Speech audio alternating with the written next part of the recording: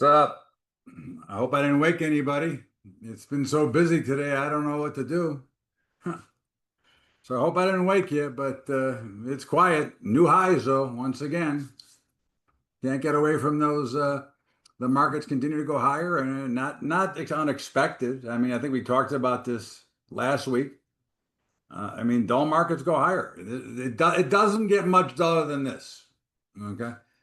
When you look at the overall action, every day the volume declines. Okay. So we'll see. Again, listen, there's a big week this week for a lot of news. GDP, CPI, not CPI, ISM, two jobs numbers, Wednesday and Friday. Uh, the FOMC Wednesday. I don't know. Okay. I have no clue. Okay, what they're going to do or if we're going to get any reaction or not. That's one of the issues. We don't know.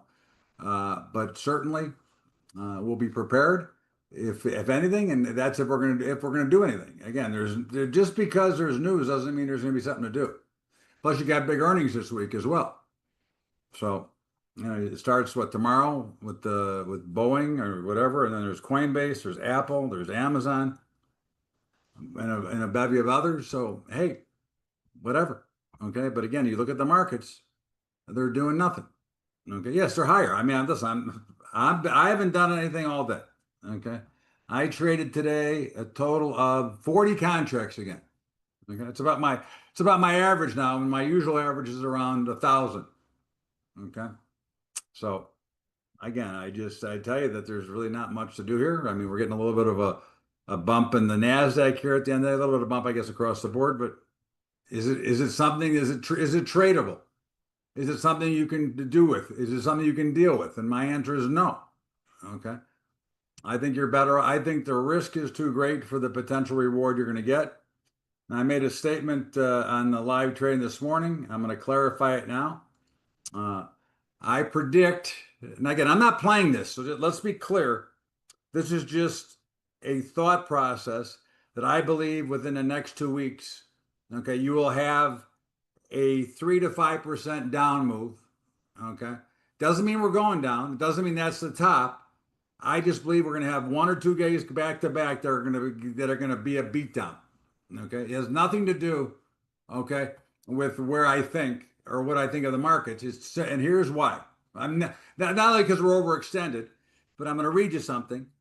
Citi's Levkovich Index, which tracks market sentiment based on hard data like margin levels, short interest, and options pricing, hit 65 on Friday, above the 0.49 seen the week prior and well above the 0.38 threshold that signals euphoria or overstretched market conditions. Okay, so all of those things. Again, is it going to happen? I don't know, but if I could bet on that alone, okay, I would make that bet. I can't position myself for it because I don't know when it's going to come. I don't know where it's going to come from. I mean, we could rally tomorrow 200 points in the NASDAQ, and then it would come. So how would I feel? I wouldn't be in the right position anyways. Again, it's just a thought. I'm not trying to scare anybody. I'm not calling the top. Listen, as long as we stay slow like we are now, they're probably going to keep going higher. Okay. There's a lot of good patterns. The dude showed me a toast today. Here we talk about this a lot. Cup and handle. There's the cup. There's the handle, and there's the breakout. So, listen, you're seeing that with a lot of stocks. It's very bullish. Now, does it get over bullish? Yeah, it'll get there. It's been overbought for a while, and this is what we talk about a lot. I mean, Toast has been overbought for 7 days. There is no automatic like it gets overbought, sold. I use that as a guide, and I'm willing to take a position against that, but it doesn't mean that we're going to be right. And certainly in the conditions of the market that we're dealing. Remember, you have to weigh in what are the overall market conditions. Does that make sense to everybody? Okay, so if you're weighing in the overall action is none or nil. So my expectations cannot be greater than I can actually possibly see in the market. So yes, I can tell you that I expect a monster sell-off, and typically in August we get one or two. But again, I can't make any definitive argument where you should be positioned for it. Okay. And certainly if we stay this slow, it's not going to come. Okay. Remember this always. Okay. The markets are predisposed to go higher, especially in the dull market, because there are a lack of participants. So if you take the participants out of the market and you leave it to the 401ks and the IRAs, those are always buyers. Okay, they're not trading the market, they're just coming in with new money every day to buy. So we don't want to put ourselves in a position, we don't want to bet on a direction. We have enough ways to play the market where we can go in neutral and allow the markets to come to us. Okay. So again, keep that in mind. I mean, I think homes are in trouble. I think home builders are in trouble. But again, they've proven me wrong before. But of course, we've seen they've got right now their inventory is the most completed home since the recession. Okay. So you see the deal with the EU, which gave the markets a little bit of a bounce, I guess. You know, I wouldn't call it much of a bounce, but gave a little bit of a bounce. You've got uh, you got Friday is a big tariff day. Do we get a taco day, or does he follow through? Okay. New home's cheaper than used, so nobody moving.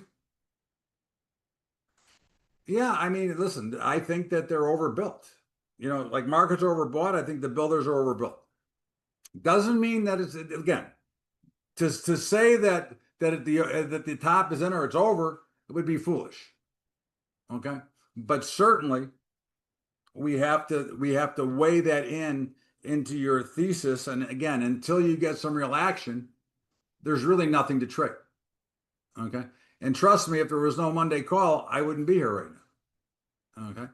And I think you just have to remember that again, there's a lot of reasons. Look, here's the bottom line. Let me summarize it off with. Okay. There's a lot of warning signs that this market has been giving out for months. Okay. The markets have not taken heed of those warnings, nor have the investors. So if you analyze it from that point, again, I'm not encouraging you to do anything, but if you analyze it from that point, okay, what would you expect? Okay, what would you expect to happen if you look at it from that point? Okay, there's going to be some sort of announcement. There's going to be some sort of something comes out. Okay, that is going to be reassuring, just like when they reassure a coach and they tell you that your job is safe and sound, and then he gets fired. Just they're going to come out and tell you how good the banks are, which I believe the banks are in trouble. That's my opinion. Doesn't have to be fact. Okay, but again, typically when you see these things happen, that is typically the way it runs, and we're coming into that time of year where those announcements seem to become more forthcoming. PayPal and taking crypto now. Dalio recommending buying it shortly. This stuff will explode. Well, I think crypto's exploded pretty much already, hasn't it? I mean, I'm not saying it won't go more. Again, I'm a believer. Unfortunately, I'm not that big of a holder, but I'm definitely a believer in crypto. Okay, I've been a believer on this call all along. Okay, they keep saying the economy is great and they should cut rates. Well, that is totally backwards. Okay, and Trump is totally wrong in this case. Okay, again, I'm a fan. I voted for him, but he's totally wrong. Okay, hold on one second. He's 100% wrong. Okay, because we already have high enough inflation, and it's only going up. We haven't seen any relief from it. Okay, what's up, buddy? But listen, I think crypto's good. Listen, I added a new symbol today, ETHA, but we'll get to it.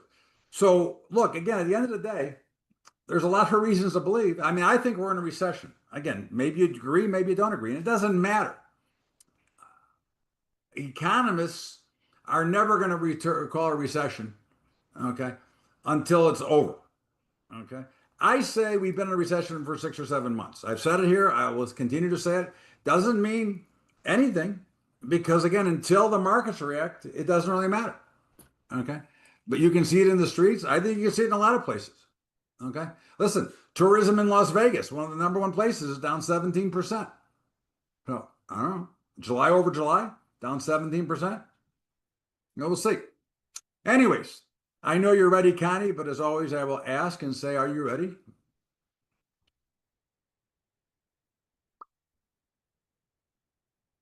Okay. So as always, we start with the dollar, and the dollar a little boost today. Okay. Broke up through our 98. Okay.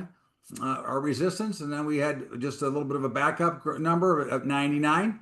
Okay. But here again, now, if you trade this, and I am not recommending trade it, we don't trade it. Okay. But certainly I would be looking for a spot to potentially sell this. Okay. You know that Trump wants the dollar to go lower. Okay. You know that the exporters want to go lower, which I don't understand, but that doesn't matter. Right now, you can say with high confidence that support is now 97. Notice the break to the upside. Okay. So you're 97 to 99.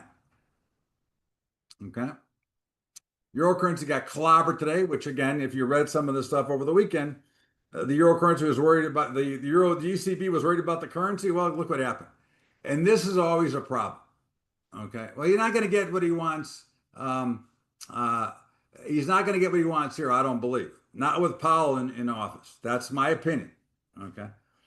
And I think that everybody will eventually agree that he happens to be wrong in this case. Okay. But we'll see. Hey, listen, I don't have a crystal ball. I just give you my opinion. Okay. But this is the manipulation, and I hate to use that word because I don't really believe in manipulated markets, but this is the central banks at work. Okay. And the bottom line is these currencies, they go up, they go down, but at the end of the day, you and me always get fucked. Okay.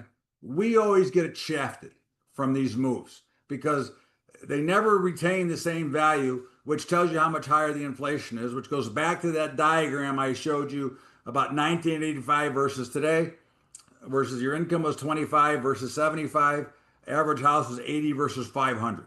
Okay. So that's the central bank screwing you. Okay. Which is why they should be eliminated and at least audited. But in the meantime, bottom line, 115 to 118. 115 to 118 in the euro currency. The notes never reached up. And again, certainly these look pretty bad, which means interest rates are going higher. My opinion, I stand with my opinion. New resistance is about 111 and a half. That would be 111.16, Connie. 111.16. Okay, support is still 110. I am still working orders at 112 to sell. Okay, without thinking about it. Okay. And we need another Andrew Jackson, yeah, and Biddle. Uh, and then the bonds, okay, they continue to go down. I got to that 114 level. Okay, that's still resistance. 111 is still support. Okay, so it's 114, 111, but there's not much action here. Again, really, at the end of the day, is there really much to do? And the answer is no. There really is not much today. Oil running up all day. Yep. Well, that's got a lot to do with the EU and a little short squeeze. I would think it'd be a seller, but I'll get there. Bitcoin made new highs last week or the week before. It looks like they found some pretty solid resistance. We're going to stick with the same levels. I don't think anything's really changed here. 115 to 125. I don't think anything's really changed. Okay, you can see it's going straight sideways. I mean, this is your cup and handle pattern, reestablishing another handle up here. And we'll see how it plays out. Certainly, I would not be shocked if it took out the tops. I would not be shocked if it came down. Okay. Again, I don't think there's anything to be concerned about or worried about. I think if you own it, I think it's great. I wish I did. I mean, I wish I owned what I should own. Okay. But long and short of it, 115 to 125. Gold still selling off a little bit. Now you're going to roll to December gold. In fact, I'm going to give you levels based on December. Hold on one second. I got to go to futures.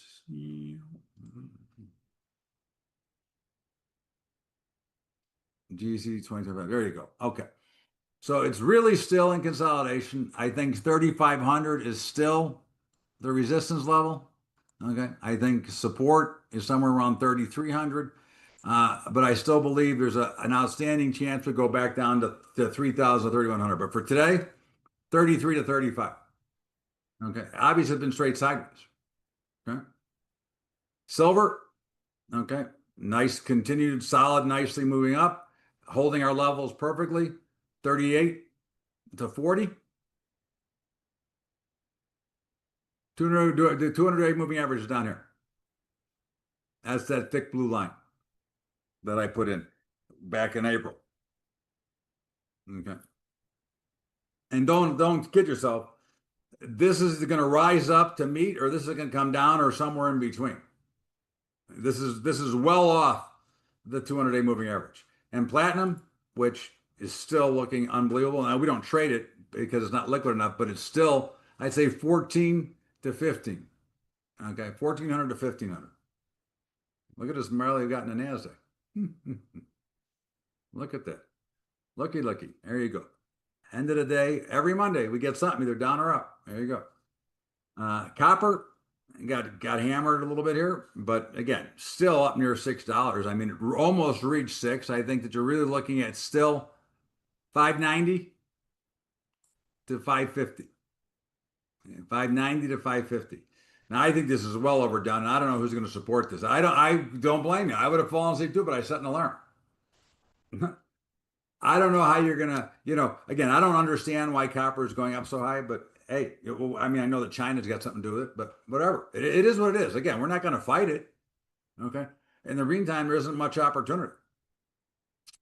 The grains, they continue to struggle and stay in these ridiculous ranges. I think wheat is still 530 to 560. Okay. I mean, nothing's really changed. If you hadn't been here for a month, you'd get the same levels almost. Corn is 390 to 410. I know you changed. And soybeans are 10 to 1040. Okay. But again, there's not really much to do. The truth of the matter is, okay, if there was any action at all, I'd buy all the grains. Okay. I'd buy them like putting them in a bank account. Okay. But there's nothing to do, so I'm not really interested. Cattle has become the new Bitcoin. It just keeps going higher. Okay. If you're a farmer or producer, if you're not hedging up here, you should go see a doctor and have your fucking head examined. Okay. Because these prices are nuts. Okay. And in the meantime, they continue to break out. I really don't have any true resistance. I'll use 228 for today. Okay. And I'll use 220 as support, which was our support last week. Okay. Peters continue to make new highs as well. I mean, again, figure it out. 340 would be the next logical stop. And I think 330. Okay. And hogs, they're just churning, going higher. So the whole meat complex is going higher, but the hogs are not a surprise. The cattle is a surprise. Okay. Meantime, hogs are, I don't know, 106 to 110. Good afternoon, my brother. Okay. You have to go back and listen to the recording. I explained what I said this morning. Okay. Right in the beginning. Natural gas. Again, I want to be a buyer at $3. Okay. And that would be in September. Okay. September is trading at 311 right now. Okay. I want to be a buyer at $3. Okay. I'm willing to take a shot at $3. Okay. In the meantime, this is $3 to 360, but I'm not interested in August. I'm interested in September. Okay. And crude, nice move today, big finish at the end of the day. But in the meantime, we're still 68 is where I'm selling. Okay. I'm still a seller at 68. It's still 64 to 68. So out of all the things we looked at, nothing really changed all that much from last week.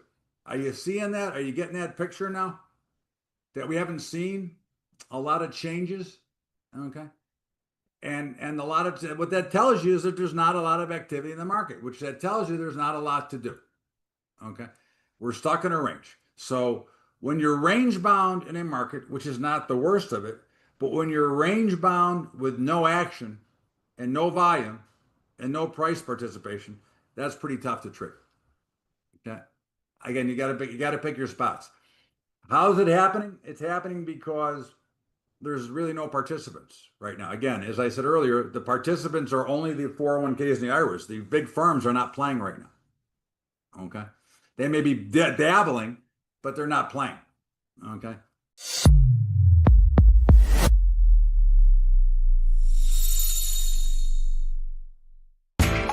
You know how the financial world goes. Here comes the buzzkill. Please make sure to take some time to read this boring disclaimer. We will owe you one.